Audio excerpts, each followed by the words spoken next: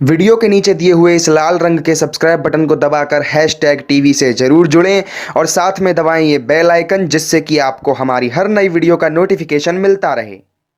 इस वीडियो के पिछले हिस्से में हम आपको महाभारत कालीन विदुर कुटी लेकर आए थे।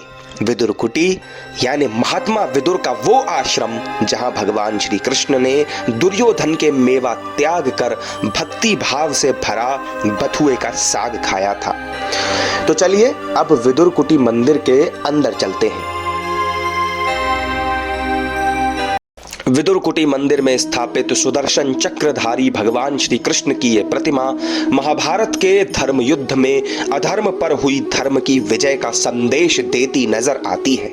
इसके अलावा मंदिर के भीतर महात्मा विदुर, राधा कृष्ण और अर्जुन को गीता का उपदेश देते भगवान कृष्ण की प्रतिमाएं स्थापित की गई हैं। इसके अलावा विदुर कुटी के मंदिर में महाभारत से जुड़ी महत्वपूर्ण घटनाओं को दीवार पर चित्र के जरिए दर्शाया गया है।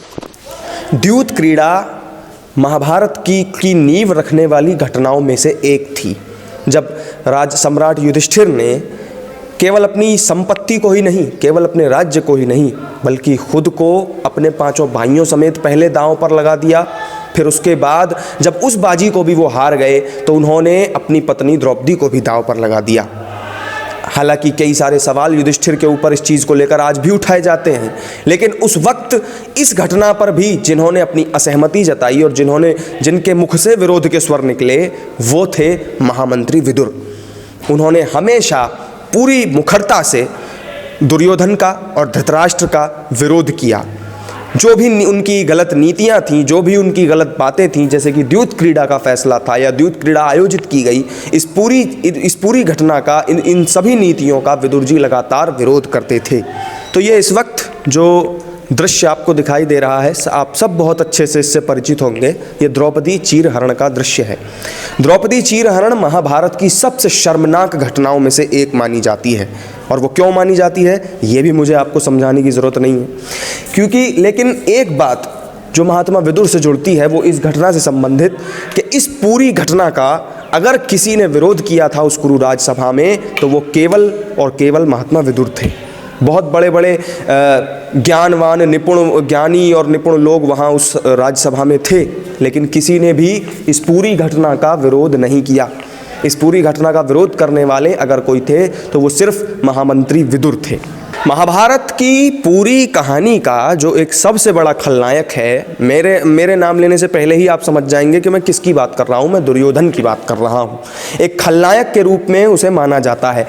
और कुछ इसी मेरी बात की पुष्टि करते हुए आप देख सकते हैं यहाँ पर जो चित्र के माध्यम से उस घटना को दर्शाया गया जब दुर्योधन का जन्म हुआ था। दुर्योधन का जब जन्म हुआ था उस वक्त विदुर जी ने कुछ अपशगुन देखे थे, जिनके बाद उन्होंने राजा धृतराष्ट्र को चेताया भी था कि महाराज आपका ये पुत्र ठीक नहीं है, अधर्म के मार्ग पर चलेगा, पूरे कुल का नाश कर देगा, आप इसको त्याग दीजिए।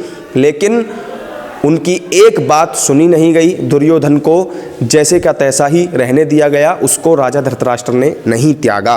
तो शायद अगर उस समय विदुर जी की उस बात को धृतराष्ट्र ध्यान से सुन करके उस पर अमल करते तो महाभारत की इतनी बड़ी घटना नहीं हुई होती। मंदिर के बीचों बीच की जगह पर महात्मा विदुर की एक मूर्ति है, जिसका अनावरण देश के पहले राष्ट्रपति डॉक्टर राजेंद्र प्रसाद ने किया था। तो इस वक्त हम मौजूद हैं महात्मा विदुर जी के मंदिर के अंदर, और मंदिर के पुजारी, उनके जो छोटे भाई हैं वो हमारे साथ हैं, वो इस वक्त यहाँ पर मौजूद नहीं हैं। तो उनकी अनुपस्थिति में हम उनके छोटे भाई हैं, उन्हीं से आपकी बात कराते हैं। सबसे पहले आपका परिचय हमें बता दीजिए। संजय शर्मा। तो संजय जी, महात्मा विदुर की जो ये तपस्थली है बहुत ही पौराणिक और आध्यात्मिक महत्व है इस स्थान का।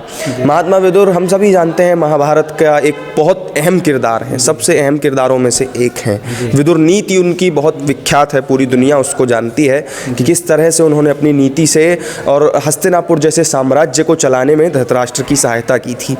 अब हम आपसे जानना चाहेंगे इस स्थान के बारे में कि इस स्थान को लेकर के, जैसा कि हमने जाना था, पढ़ा पढ़ा था कि यहाँ पर बथुए का जो है वो बड़ा ही महात्म्य है। प्रसाद में भी बथुआ दिया जाता है। बथुए का पेड़ भी यहाँ पर बहुत बहुतायत में संख्या में मौजूद हैं। बथुए हरा भरा भी रहता है 12 महीना 300 दिन। तो वही हम आपसे जानना चाहेंगे कि और क्या क्या ऐसी मान्यताएँ हैं यहाँ की जो लोगों को जाननी चाहिए। यहाँ बस महत्व तो यही है जो यहाँ का विदुर जी का साग है बथुए का जी। जो बथुए का साग बनाया था जब भगवान श्री कृष्ण आए थे, तो भगवान श्री कृष्ण को भूख लगी तो जब बथुए का साग खाया था उन्होंने।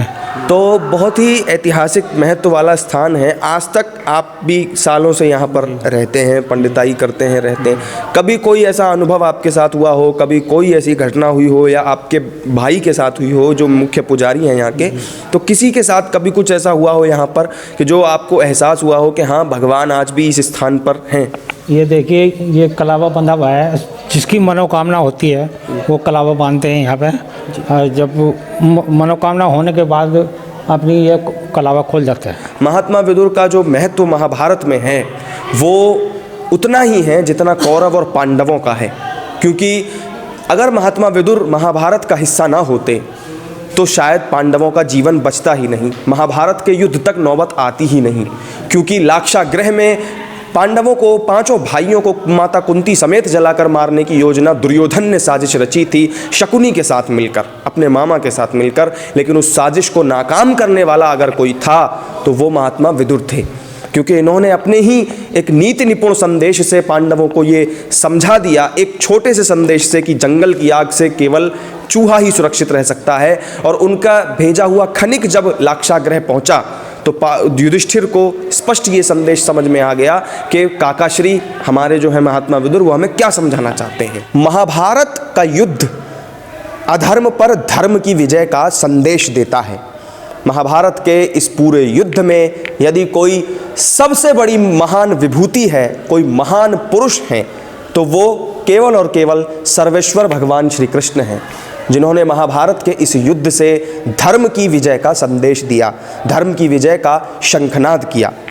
बाण चलाने वाला धनुष जरूर अर्जुन का था, लेकिन इसके पीछे जिसकी योजना थी, इसके पीछे जिसकी रणनीति थी, और उस रणनीति के तहत चलकर पांडवों ने जिस प्रकार से कौरवों को हराने का कर्म किया, उस कर्म को का मार्ग दिखलाने वाले अगर कोई थे तो वो भगवान श्री कृष्ण थे।